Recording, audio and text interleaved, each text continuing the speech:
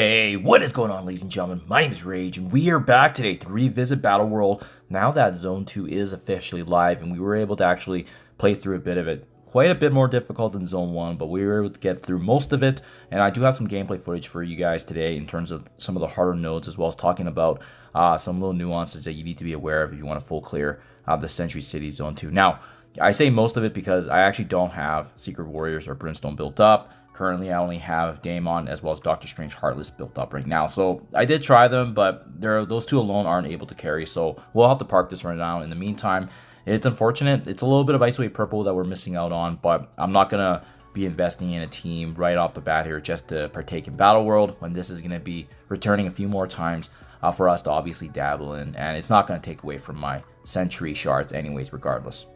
So let's talk about some of the harder ones in terms of just what you'll be expecting, and then go through the ones that you should be able to auto. So this first one here, tag team, no issues whatsoever. Just run your Insidious 6 team. You'll be able to absolutely walk through it. Bio, I mean, you can synergize some of the Fantastic Four pieces there. I use Annihilators, I think Gladiator and Gore. It's an easy one. It's really straightforward. You won't need to see specific gameplay or strategy. This Omega Red Phoenix Forest boss, it is a little difficult. I found that you do need to have a certain synergy. It's a shame that they don't have a way to show you the record here of which teams we use, but we ended up going with the Fantastic Four 3-piece. So once again, Mr. Fantastic, Sue Storm, as well as Franklin Richards providing value, and I personally brought in Quasar, and I think for myself personally anyways, Old Man Logan, he was a key piece to ensuring that the bleeds were sticking on Omega Red and making sure that true damage is actually landing on him, as the boss right here doesn't actually get any ability blocks or stuns, so you just want to inflict as much damage as you can, and Old Man Logan just gets going when his bleeds are actually getting stacked. Accursed Hellfire Club, I'm going to be showing you the gameplay for how I got through this, but the key here is taking down the Kahori when she drops, as you'll see in the gameplay footage. It's a bit of a longer node because of the fact that there's a lot of enemies that you have to go through, and after that, Miss Marvel is quite tanky. Again, we talked about Warriors and Secret Warriors and Brimstone. Skip that one just because I can't have access to that just yet. And then lastly, we're also going to have gameplay footage here on this last Chaos mission here. I wasn't able to get all of the gameplay at the very beginning, but I got the juicy one that you'll be needing in order to get through it. And surprisingly enough, you'll see that it's going to be a team that's outside of what we were expecting. I tried the team from yesterday being Zone 1. They didn't have much luck, but the key is going to be, once again, the 4 pieces of the Skirmisher, as I noted earlier before. This is probably one of the more useful Ice Wave pokers that you can take advantage of because of the 4-of-a-kind bonus. The special and ultimate energy cost 2 less, which is absolutely massive for the synergy there. So I'll show you the gameplay footage, guys. So without further ado, let's get into it. Let me show you now how we got through, respectively, the harder ones here for the Hellfire Club, as well as the Chaos mission. Okay, so Hellfire Club here, you just want to be very, very careful with some of your key abilities when you're going through it, just because of the fact that this Hive Mind team, they're not that powerful, but you don't want them to be, weakening your team too much. So I tried to actually focus on a key couple of members, but making sure that we use the Sebastian Shaw to land his stun on Void Knight. And as well, remember, with the Red Goblin there, he is able to have a revive. So you kind of want to take him down as soon as you can as well, so that way he's not bringing back Carnage. Now remember too, with this node, how it works is that every time Emma Frost uses her special, she's also going to be granting energy for the team. So you just want to be mindful of that, because you essentially want her to be using her special every time you can get a chance to. But also at the same time, she has a very powerful ultimate ability that you want to take advantage of, right? Now, be very, very careful here. Make sure you have all your specials and all your ultimate abilities for the next wave, because the next wave with the Kahori dropping is the key to how you actually finish this. If you do not do this right, there might be a little bit of RNG on how the waves spawn depending on the turn meter, but you can see I'm being very careful here with my abilities. I'm just using basics. Kahori's going to spawn, and you'll see here she'll probably get a couple turns, and if she is able to land some of her abilities, it is what it is. We have to try to get through the Miss Marvel, as well as targeting Kahori as soon as possible. So that's why we use Emma Frost's ultimate there to remove the taunt. But you'll see pretty shortly after, it doesn't really matter because of the fact that, chances are Miss Marvel, with her abilities and her passive, she's going to likely get the taunt back anyway. So we just try to do as much damage as we can. Sebastian Shaw with the big special there. Thankfully now the taunt has been removed. So now you just try to focus everything here on Kahori, right? Don't even worry about all the other side characters.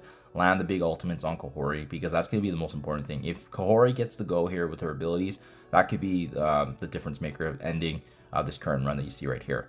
once she's taken care of, it's actually a lot. It's basically just you know, smooth sailing until the end of the actual completion of this specific node here. You can see she's built quite tanky. We're basically just unloading all of our abilities on her now, so that's probably the hardest part. If you're not able to focus her in this position where the taunt was able to get removed, as you can see, she can get the taunt right back just like that. But that's why we have a lot of AoE abilities there. And now this is where it's smooth sailing, because it's going to take a bit of time to take down these two characters here because they're quite tanky.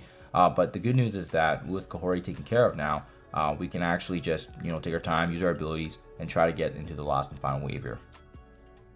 Okay, so yeah, I just want to skip the footage so that way I'm not wasting your guys' time here. And then finally in this last wave here, we're basically just up against a very, very basic Tangle Web team. So they're not going to be doing too much to you. You know, just focus on Spire Weaver, making sure that she is blinded, and if she is, you're likely in a really good position. You see, we unfortunately lost Madeline prior, but I wasn't surprised just because she is. Oh, sorry guys, I should have told you too. My team right here, all my characters are gear tier 19, and you'll probably see that in the little profile avatar on the bottom left when they're going as well. But yeah, just know that they don't need to be gear tier 20 by any means, but it's very important to understand the strategy of this node, because it can definitely be tricky with that Kahori.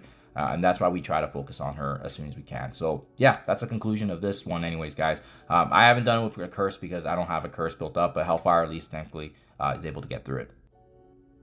Okay, so this is the Chaos Mission node. And again, guys, I'm not sure what happened. I must have just started recording after I was like almost done the first wave here. But you'll see in the gameplay footage here. So the 4 characters I have with Skirmisher are my Quasar, my Hyperion, as well as Songbird, and Victorian Hand. So just make sure Blastar is a striker you're going to be able to take advantage of. And again, the reason being is because we want them to have basically cheaper abilities to utilize as we progress. Okay, let's get into it.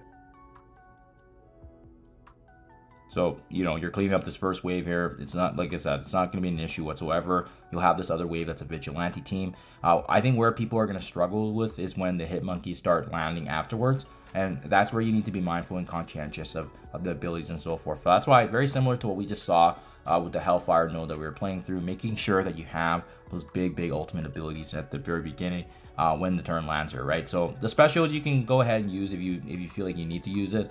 I did mess up actually, unfortunately here, because usually I take down Silver Sable before she actually hits my team.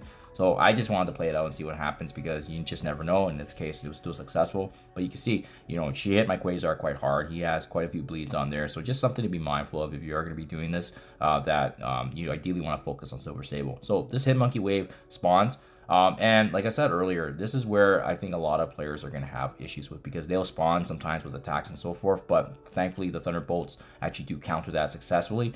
And again, because we have the Skirmisher on them, they're going to be able to get through these hit monkeys in terms of just using their abilities nonstop. We have the big Blastar, you know, bomb burst built up, taking down half that wave. And that's kind of the key right there, guys, making sure that you have those big ultimate abilities to unleash. It doesn't work with any other team because we have the synergy of Thunderbolts actually preventing the hit monkeys from having those passive attacks. So that's why it's important.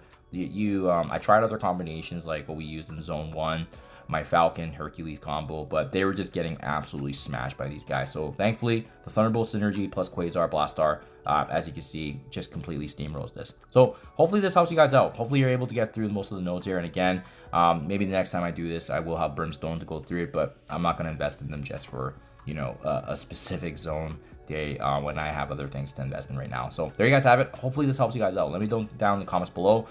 Best of luck, and remember, have a bit of patience, because sometimes it could take more than a try here just to see if it's successful. Thank you for your time as always, and I'll catch you guys in the next one.